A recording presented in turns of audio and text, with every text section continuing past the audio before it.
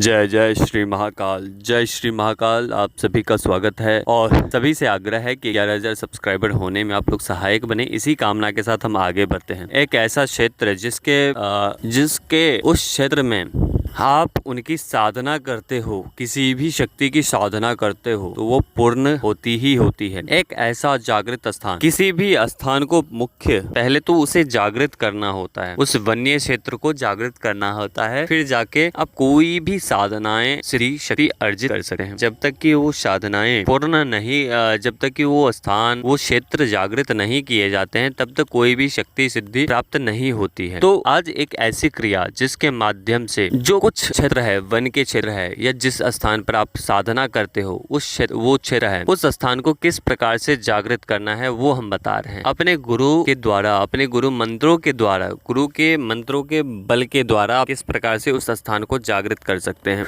तो एक आपको काला कपड़ा लेना है, एक नारियल लेने हैं और दो बतासे लेने हैं, एक मिठाई लेने हैं, जो रसगुल्ले आते हैं वो लेने हैं, लौंग लेने हैं, किस, उड़द लेने हैं, उड़द के पकौड़े लेने हैं और कलेजी लेनी है। ये सारी चीजें आपको व्यवस्था कर लेनी है और हमारे द्वारा कुछ मंत्र दिए जाएंगे, वो मंत्र पढ़ने हैं। अगर आपके पास कोई भी मंत्र नहीं है तो आपको गुरु मंत्र ही पढ़ने हैं, गुरु मंत्र पढ़ने हैं, ठीक है। गुरु मंत्र पढ़ने के पश्चात वो जो क्षेत्र है, वो क्षेत्र पूरे तरीके से, जब आप वो सभी सामग्री लेकर, और कुछ इत्र भी लेने हैं, जब आप वो सभी सामग्री लेकर आप अपनी क्रिया पर बैठोगे तो उससे पहले आपको एक रक्षा कवच घेरा लगाना है। उस घेरे के अंदर ही आपको यह प्रक्रिया करनी है। उसके पश्चात आपको बैठना है। बैठने के पश्चात आपको घेरा वगैरह लगाने ही हैं। तो उसके पश्चात आपको गुरु मंत्र के जो होंगे आपके, वो आपको पढ़ने हैं। गुरु मंत्र के पश्चात आपको वह सभी सामग्री, जब आप गुरु मंत्र करोगे या जो हमारे द्वारा वो स्थान जागृत करने के जो मंत्र बताए जाएंगे, जब वो मंत्र आप करोगे वहाँ चीखने चिल्लाने की आवाज सुनाई देगी। आपके पास में आकर चिल्लाएगी शक्तियाँ, आपके समक्ष आकर चिल्लाएगी शक्तियाँ, ठीक है। इससे घबराना नहीं है। बस ये करने के पश्चात आपको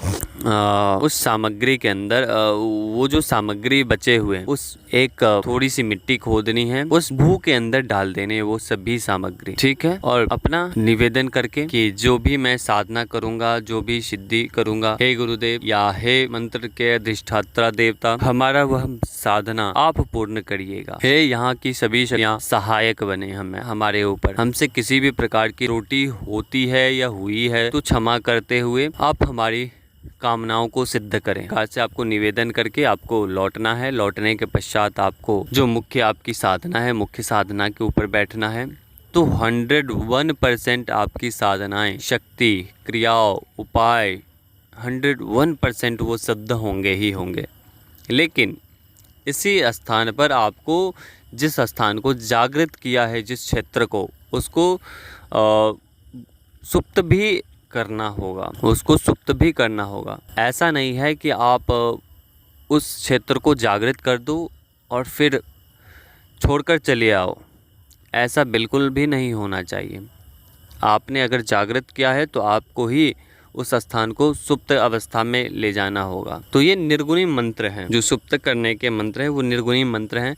उस मंत्र के माध्यम से वह जो स्थान जागृत किया गया है वो सुप्त अवस्था में चले जाए। तो क्या सब आपको करने हैं? आपको मात्र बतासे लेने हैं, उसके ऊपर 2 लौंग रखनी है, थोड़ी सी शराब दीपक रखना है और धूप रखने हैं। और हमारे द्वारा जो निर्गुणी मंत्र दिए जाएंगे उसी मंत्र से आपको मंत्र पढ़ने हैं। और दीपक, जब ये मंत्र आपको पूर्ण हो जाए तो वो दीपक के समक, उस दीपक के समक आपको वो शराब जो है, शराब आपको डाल देनी, ठीक है।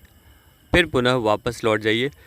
जो भी शक्तियाँ विचरण कर रही होगी या वहाँ पर कोई भी शक्तियाँ चिड़चिड़ कर रही होगी, मतलब कि एक अलग सा उस क्षेत्र का वो होता है, माहौल अलग सा हो जाता है उस क्षेत्र का जब जागृत किए जाते हैं। तो जब आप सुप्त अवस्था में ले जाते हैं उस स्थान को या उस क्षेत्र को, तो सभी शक्तियाँ शांत हो जाती है और कोई भी विपरीत आवाज़ें सुनाई नहीं देती है, पूर्ण रूप से शांत हो जाता है वह क्षेत्र। तो ये एक प्रयोग है जो उस स्थान को, उस क्षेत्र को जागृत आप कर सकते हैं। तो अभी तक के लिए अनुमति दीजिए। जय श्री महाकाल, जय महाकाली, जय भैरव। तो अभी तक के लिए अनुमति दीजिए।